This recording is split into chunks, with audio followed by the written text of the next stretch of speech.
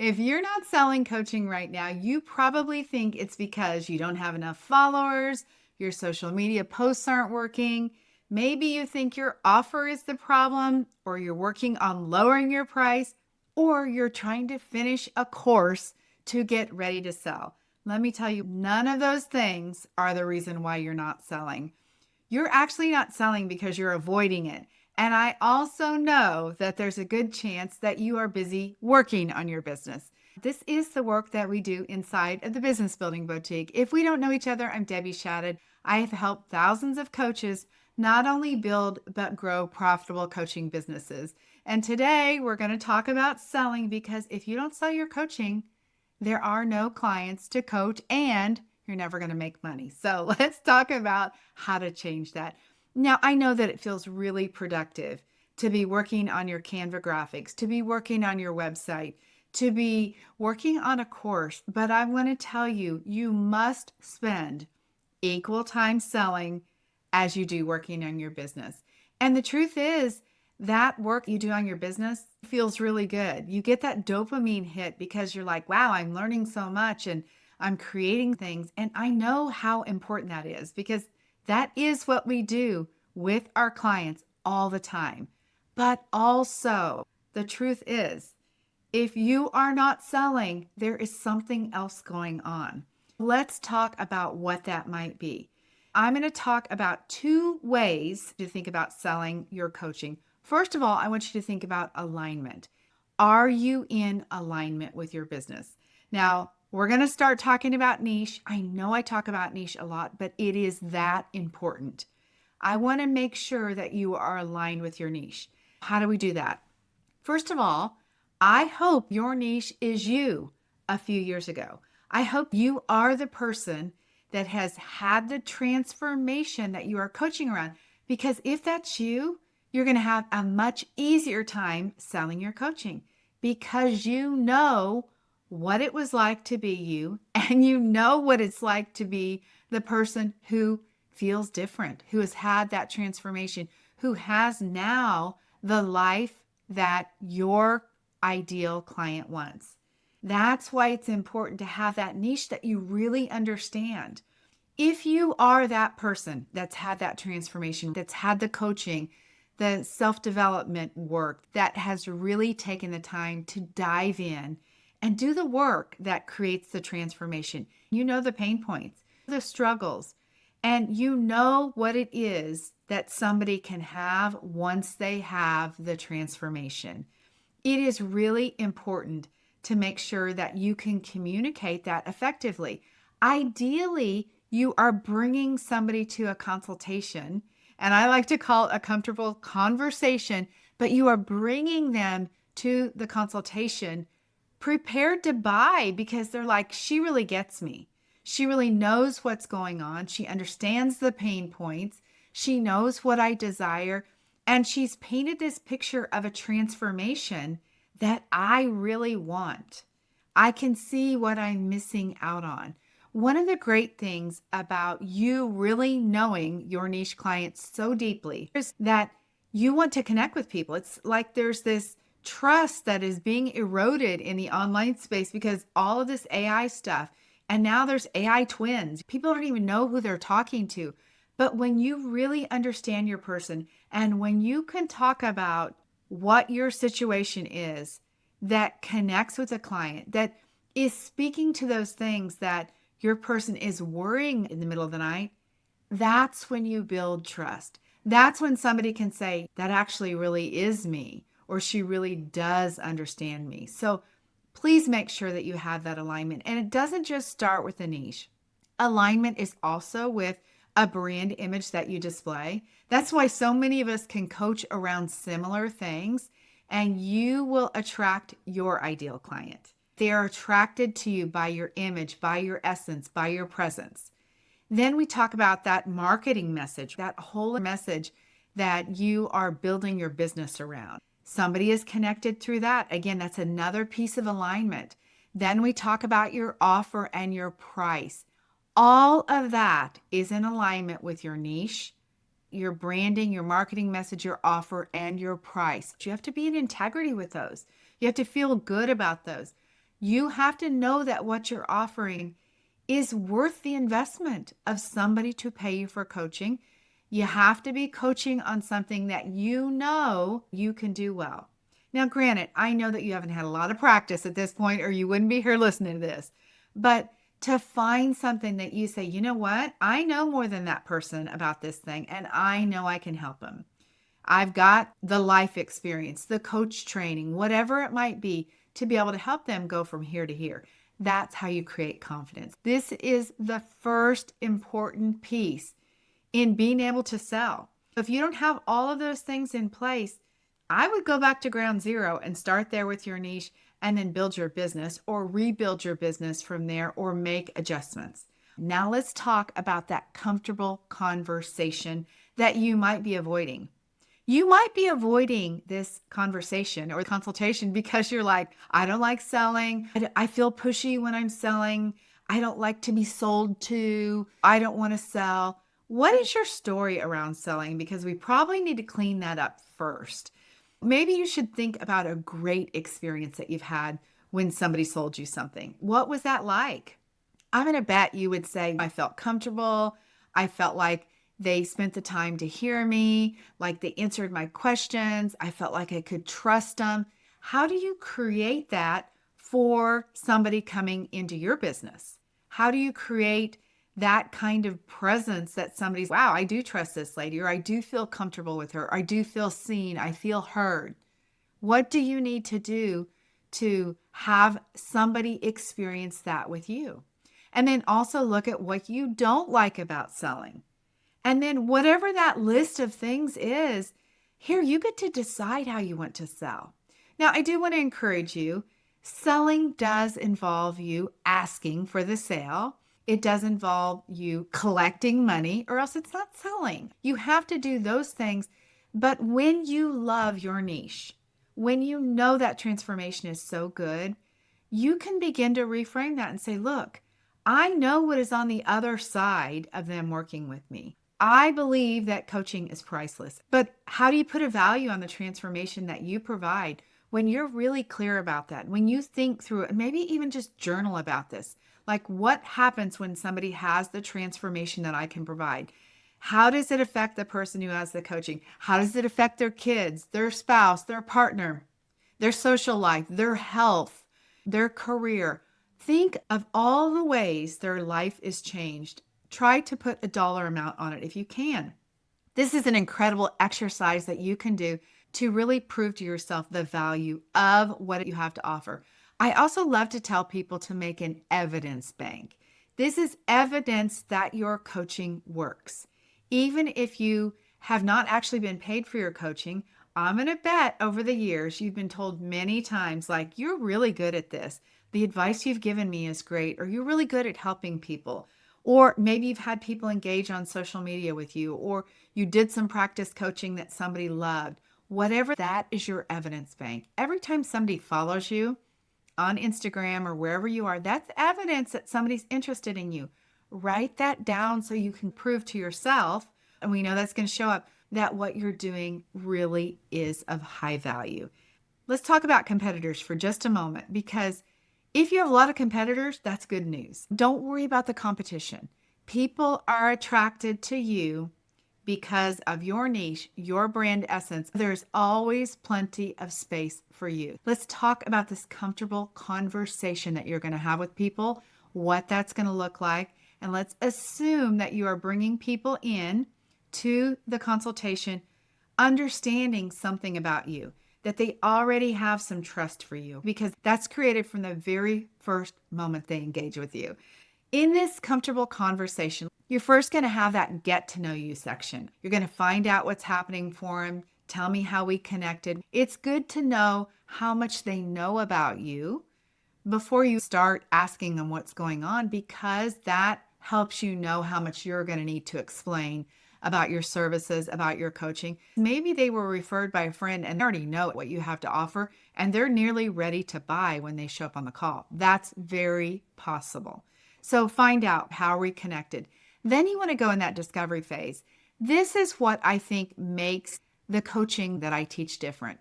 I like to think of my selling as authentic selling, where you, again, have a comfortable conversation to help somebody discover for themselves why they need to hire you. The second phase of your conversation is to have this discovery time where you're asking questions that help them see for themselves. She is asking me questions that are revealing some things to me. I'm seeing some things that I didn't notice before, or I'm answering questions that are showing me that there's a gap, like that I have some issues, or that this is a problem, or that I do need to work on this, or that I do need support, or that I'm not meeting my goals because of this. However you ask those questions, it's to show them for themselves where the gap is. Then you're going to move on to talking about what this rainbow result is. I like to think of that as the pot of gold at the end of the rainbow. After they do coaching with you, what is available to them at that point? And that's that painting the picture of what they desire, but you do have to find out what they actually do desire. So often people have no idea what they desire. They really don't know what it is. If you ask them, hey, tell me what it is you want, they're like, well, there's a lot of that kind of hawing around. If they know, then great.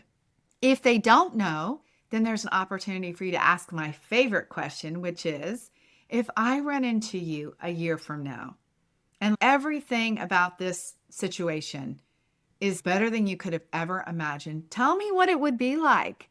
Like we sat down and had some coffee. Tell me what you would tell me. And that gets them out the facts of what their goals are into Storyland. And they begin to tell you about what it is that they want. You can ask further questions. How would you be feeling? And what would you be doing? And what would you look like? It depends on your niche. But this is a great way to find out what it is that they really want. At this moment, once you have gone through the pain points, you know what their problems are, you've discovered what they want, I want you to do a recap. This is basically like you would do a life coaching call. You do a recap. Okay, this is what I understand. Am I missing anything? Is there anything else that you'd like to share? It's just like that conversation where you mirror back what somebody just said, and now they're hearing it back, which is also evidence to them. Oh, this does sound worse than what I was thinking it was, because you just painted the picture back to them. You've reflected back to them what they said, and then they get to add to that. Like, yeah, oh yeah, this is something else I should add. That always happens. That's what I find to be the case. Now we've gone through that discovery period. At this point in the conversation, you might find out that you have the wrong person on the call with you. You might find out like, okay, this person needs therapy, not a coach. And so you want to tell them that. Based on what you're saying, I don't think I'm the right person to help you. This is an interesting idea because as new coaches, all we think is we're going to have a consultation and we're going to sell them. And you're not even considering that you might not want to work with them. If you hear a little voice in the back of your head going, don't talk to this person, she's going to drive you crazy, that's your clue to not make an offer to them. We always think we have to offer our coaching to everyone because of course they're here to buy. Guess what? You don't have to offer your coaching to everyone. Really, you're doing yourself a good deed and a good deed to them too if you don't offer coaching to them, if they are not a fit or if they're going to annoy you. Let's be honest. If there's somebody that you're like, oh, she's going to drive me crazy, but I've got to sell my coaching, then you probably shouldn't make an offer to them. And that's a time to just say, you know what, based on everything I've heard, I don't think we're a fit to work together. It's been super fun to talk to you, but I want to make sure that you get a coach that's best for you. Maybe you can make a referral to somebody else. Wish them well, give them a resource, tell them to stay connected with you, thank them for being there and for connecting with you, and then send them on their way. That's really doing them a favor, and it's doing you a favor too. If you get to the point where you're like, okay, I'm going to make an offer to them, then it comes to the point where you start to fill the gap. Now, I want to pause and say the reason why I'm talking about authentic selling is because I want to tell you about how I learned how to sell. And it was pushy, and it was convincing, and it was arm twisting. Those are all things that I don't want you to do. And I'm pretty sure they're all things that you don't like being on the receiving end of. Let me tell you about the way that I learned to sell online and why I'm passionate about having that comfortable conversation. I hired online sales coaches, and I actually worked with two of them. And Although I had been selling my entire life and I was very successful at sales, I somehow thought that selling coaching online was going to be different. And that's because I had watched YouTube videos about selling and heard about this. You have to have a script and you have to have this way of selling. And these coaches that I hired really taught me how to sell in a way that didn't feel like we were having an honest conversation. It felt like my only objective was to make money and sell a high ticket offer. I didn't like any of that. I only want to sell coaching to people that really want it. I don't want to make it all about the money. The money for me would come as a result of selling the right people coaching. If you feel pushy, you should check yourself. Why am I feeling pushy? That might be because you don't love your offer, because you don't like your price, because you're talking to the wrong person. But that's why I like to have this comfortable conversation. When I learned how to sell with the script from these coaches, we would get to this offer part of the sales conversation and it would just get messy. It would turn into this thing where you're trying to convince them to buy or you're trying to get them to ask you, desperately needing your help. And I don't like that. What I recommend, the thing that felt best for me was to say, okay, I hear where you're at. I understand your pain points. I see what you want. And now, if you believe you're a fit, this is an opportunity for you to say, you know what? I'm so excited because I want to share with you the way that I can help you. I know you. I know what you've been through. I know how to create transformation. And again, you want to choose your own words and help this be something that flows out of you easily. But I've got a signature solution for you. This is my area of expertise. I'm so excited about what can happen for you. Let me walk you through the process of how I can support you. That is so much more fun. And the other person is inspired then. They don't feel like, oh God, here it comes. She's going to give me the sales pitch. No, it's let me share with you how we could work together, what I could do for you, and then we can decide together if it's a fit. That is so much easier and will reduce that pressure that you feel. Have that explanation period of how you're going to support him. Make sure that you tie back into that initial conversation where they were sharing what the problem is. They were telling you why anything else they've tried hasn't worked. They've shared why it really matters. They have given you that information to help them make a good decision. They've shared with you the dreams, their desires. That's all part of what's going to help them make that good decision. You talk about what their life's going to look like, what the path to getting that result is going to be, and then you make the offer. When I say make the offer, you ask direct questions. You want to get a yes or a no. You don't want to just have somebody be hanging out there. Honestly, that means you didn't do your job on this sales call. Remember, you're only probably going to have one chance to get to this point in the conversation. That's not to say that you can't try to sell them again, but this one chance to really either get them to stick around for later to buy from you or to buy from you right then. It's important to say, I want to talk to you about my offer. You make the offer and then you say, okay, this is how we move forward. You present the price and you present it comfortably and confidently because you know that it's a price that you feel in integrity with. I'm going to pause for a moment and tell you this was a massive mistake that I made. I listened to this sales coach that I hired. She said you should sell high ticket coaching.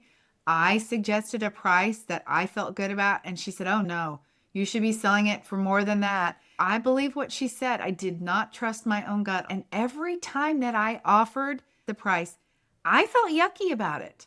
I had a bunch of back talk, a bunch of chatter going on in my head like, that's too much. You shouldn't be charging that much. And I made a mistake and it cost me a bunch of sales. And here's the deal. Maybe I sounded great on the call when I presented the price because I'd practiced it. But the truth is people can sense when you have a disconnect. Make sure that you feel good about your pricing. And I actually recommend that you can even start at a lower price, get good at selling at that price, and then raise your price until you get really comfortable with the high price. That is actually probably, at least my experience was, how you might sell your coaching better. Once I lowered the price to where I felt comfortable, I sold to practically every person I talked to. It was that easy when I was in alignment with the niche, the offer, the price, all of it. Make your offer, tell the price, and then wait. You've said the price and they have to process it.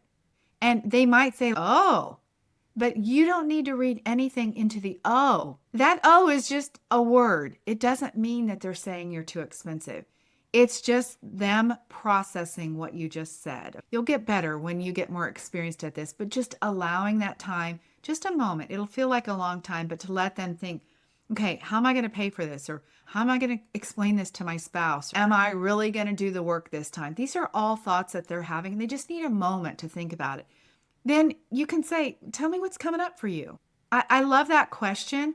And a lot of times people are like, well, I just didn't know. It's, yeah, I understand. If you've never bought coaching before, maybe you didn't know what it was going to cost, or just let them talk that through. Be there to hear them, answer their questions, validate how they feel. I remember saying to people plenty of times, yeah, I get it. I didn't know what it was going to cost to hire a coach either. But once I did, it's a great investment. Expect a price objection and be prepared to answer it. I hope you never get one, but here's the deal. Expect it and be prepared, because we want to make sure that if you have that opportunity to have this beautiful sales conversation, you have this discovery period where they see what's going on. I want to make sure that you can help them through the objection. So there's going to be a potential price objection. There's going to be, I have to think about it. You want to be prepared to handle that too. How much time are you going to give them? Maybe you give them an incentive for getting started on the call so you don't have to follow up. Be prepared for every objection. If they have to talk to their spouse, I understand. That's a great way to answer that. Now let's talk about what they're going to say. Let me help you through that. What I typically find out is that the questions they say their spouse is going to have are the questions that they actually have. A lot of times when I say, let's work on answering those questions together. Let me answer those questions for you. Let's get you comfortable. If you really want to move forward, have that conversation with your partner, your spouse, that you're able to answer those comfortably. And seriously, sometimes people say, you know what? I don't actually need to have that conversation. Now I'll just go ahead and pay. I'll explain it to him later. And it's because I answered their questions. Be prepared for those objections. Another objection would be time. I don't know if I have enough time. How much time is this going to take? Or the time to start this isn't right. This is why it's important for you to have written down why now is the right time, why they need your help. They've answered those questions earlier. This is when you go back to that and you say, now look, let's be honest here. We just went through this and you said now is the right time because of this. Tell me what's coming up for you. You can keep coming back to that same question. So make sure you work through that. All right, let's assume that you get a yes. When you have a yes, you should have a link ready to pay immediately. Get their first coaching call within 24 hours, I recommend. Set up so that the person doesn't go have that buyer's remorse of like, oh, great, I have to wait a week. If they can't get a call with you the next day, then say, I've got some homework for you to do. I'll check in with you tomorrow via email. Get them busy in the process. Get them started on their journey to the result that they're looking for. Get the payment, get them on your calendar, get them the Zoom link, make sure they know what to do. If it's a no, the no is not forever a no. It might be, I have to think about it. If it's, I have to think about it, schedule a follow-up call. Tell me what you need to make a better decision. What can I send you? And then schedule a time for a follow-up. Most of the time, that's not a problem. They'll come back to the follow-up. They'll let you know what the status of it is. If it's just a no, here's what I want you to know. Send a follow-up anyway after it's over, thanking them for the time that they gave you, giving them a recap of, I wanted to share some notes back from our call. Here's what I said. Here's what you wanted. Here's how I can help you. It'd be my honor to help you. Maybe you share some more insights. Maybe you share a story about another client who was in the same position who got this transformation. Follow up with them. Continue to follow up. You will have people that meet you on day one that schedule a consultation and buy coaching from you. You'll have people that need more time with you. They will meet you. They'll listen to your podcast. They'll come to your free trainings. They will ask their friends about you. They'll lurk around and watch you on social media and never engage with you but they will be looking at your Instagram, reading your stuff on LinkedIn, and then maybe they'll schedule a call. Maybe they'll come to a bunch of your free trainings and still not schedule a call. But you just don't know when their no is going to become a yes. They might do all of that other stuff in between. A no could turn into a yes at any moment. You could have somebody meet you the very first day and buy from you, but it also might take a couple of years. Be prepared for all those ways. When you love what you do and you want to serve and your why is driven by you making transformation, keep that at the forefront of your mind and all of this will come together.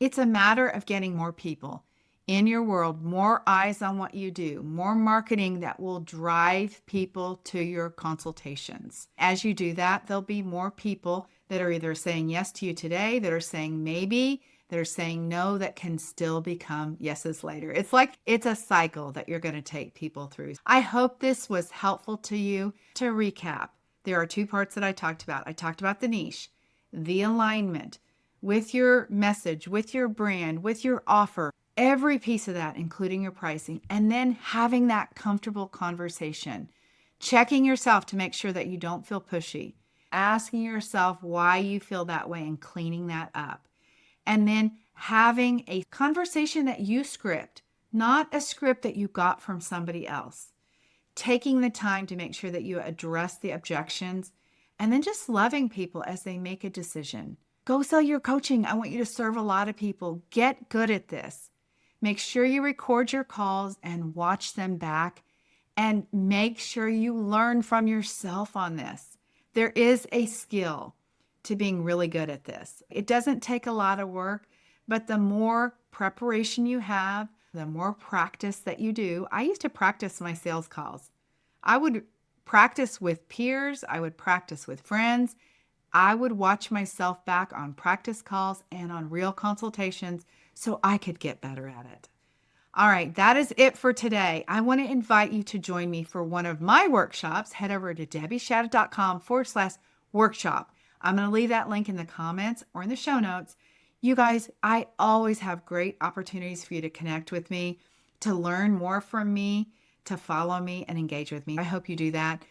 Have a beautiful day. Go sell some coaching and have your own comfortable conversation where you can help somebody discover how powerful your coaching can be for them. Have a beautiful day. Bye-bye.